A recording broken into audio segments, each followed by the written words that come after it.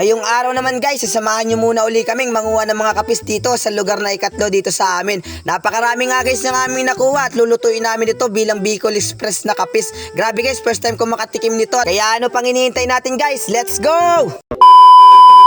What's up guys? Kumusta po kayong lahat? For today's adventure nga pala ay nandito ako nakasakay sa bangkang si Nemo, ang bangka na napadaan lang channel. Ngunguha pala nga kami guys ng kapis dito sa kanilang lugar o dito sa tinatawag nilang ilog ng ikatlo. Pero bago nga pala tayo guys pumunta sa ating pupuntahan ay madadaanan muna natin na rin napakaganda nila at napaka-colorful na treehouse. At grabe guys, ngayon ko lang ulit ito nakita at napakaganda na pala at may pintura na ang kanilang treehouse. Napakabilis nga po pala nilang gumawa at parang kailan lamang nung huling punta ko ay ginagawa ko pa lang yung harang nila doon. Hindi nga po pala tayo guys magpuputrip sa kanilang treehouse kundi sa ilog ng ikatlo kung tawagin dito sa amin. At bago nga pala tayo guys pumunta dito ay madadaanan at mararating natin itong napakagandang tanawin. Kaya nga po pala guys tinawag itong ilog ng ikatlo dahil ito ay tubig tabang na. Naghahati nga kasi guys yung tubig alat at tubig tabang kaya naman ilog ng ikatlo ang tawag dito. Para sa mga hindi nga nakakaalam guys, ang kapis nga po pala ay madalang mo makita sa tubig alat at dito lamang guys ito sa mga tubig tabang. What's up guys? Ngayon ay nandito tayo sa ikatlo. Bunga tayo ng kapis. Bahala na. Unang bilis ko talaga kumain ng kapis. Sumakit ng tiyan ko. Bahala na. Let's go! Let's go!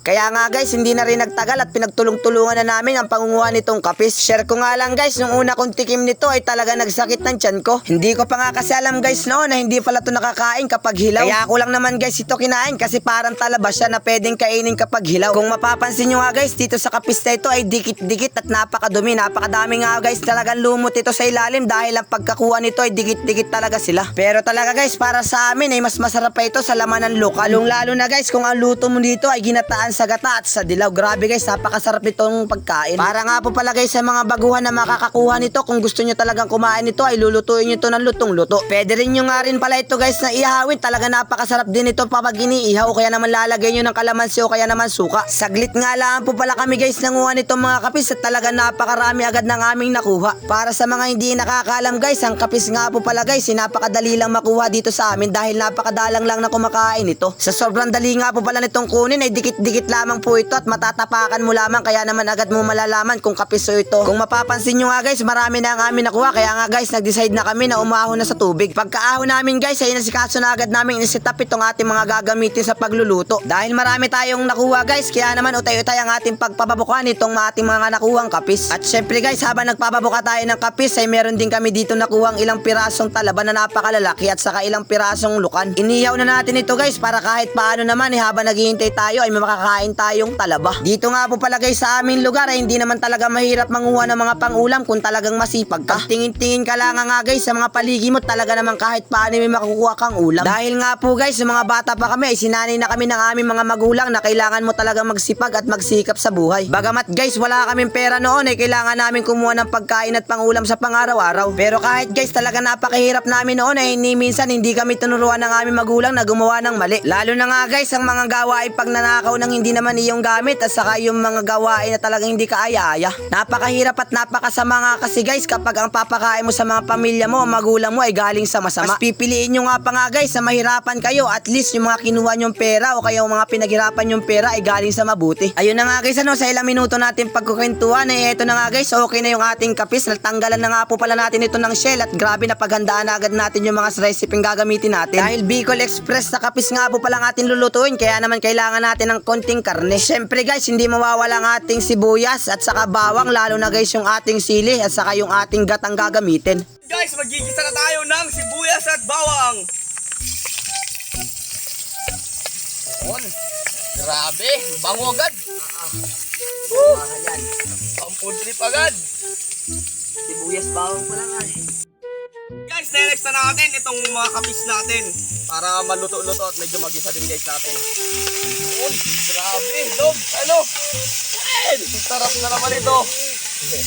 Ayun na nga guys habang ginigisa ko ito ay share ko lamang nga po uli. Sa araw-araw ko nga pala guys sa pagsama sa kanila, lagi akong minatututunan sa kanila, lalo na sa ating pagluluto. Sa mga katulad natin guys, hindi talaga marunong magluto, kapag sila ang kasama mo ay talagang araw-araw ka din matututo. Bukod nga po pala guys sa pagluluto ay sari-sari din ang aming mga papagkwentuhan, katulad guys ang aming mga nakaraan sa buhay ng mga bata pa kami. Na talaga naman nga guys kapag inaalala namin ay napakasarap balikan. Ayan na nga guys dahil napakadaldal ko ay nilagay na rin natin dito guys yung karne, at syempre guys hindi mawawala yung sili. Talagang napakaraming sili ng amin nilagay dyan dahil Bicol Express na kapis nga po talaga ang amin niluto.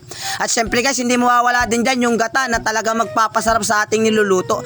Hihintayin nga lang natin guys na maigay yung gata na ating nilagay, at talagang kung mapapansin natin na yung ating niluluto ay medyo umiiga na, iaahunin na natin. Dahil guys, pangit ang ating unang inspirasyon sa pagkain ng kapis, kaya naman excited na ako sa pangalawa nating pagkakataon. Itsura pala nga guys, talaga napakasarap na at sobrang napakadaming bahaw na mauubos nito. Kaya ano pa guys ang pinakahintay nyo, samahan nyo kami at sabayan, at kumuha na rin kayo ng mga bahaw yung kanin dyan at sabayan nyo kami sa aming pagkain. Syempre guys, bago tayo kumain, wag na wag natin kakalimutan magpasalamat sa Panginoon sa mga binibigay niyang biyaya at pagkain natin sa pang-araw-araw. Ayan na guys! Saba guys! Tara! Samahan nyo kami na food trip! Let's go!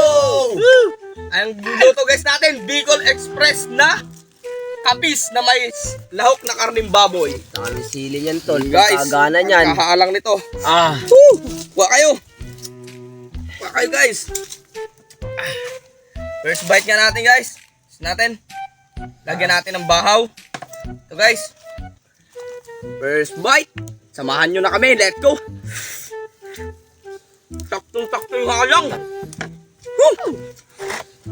Saktong-sakto. Lalo na yung sabaw nito guys. Sarap yung sabaw nito. Gata na nyug. Ang sarap ng sabaw. Halang. Pero guys, purong bagongon, ay purong kapis, Ang sarap pala. Ano? Sarap.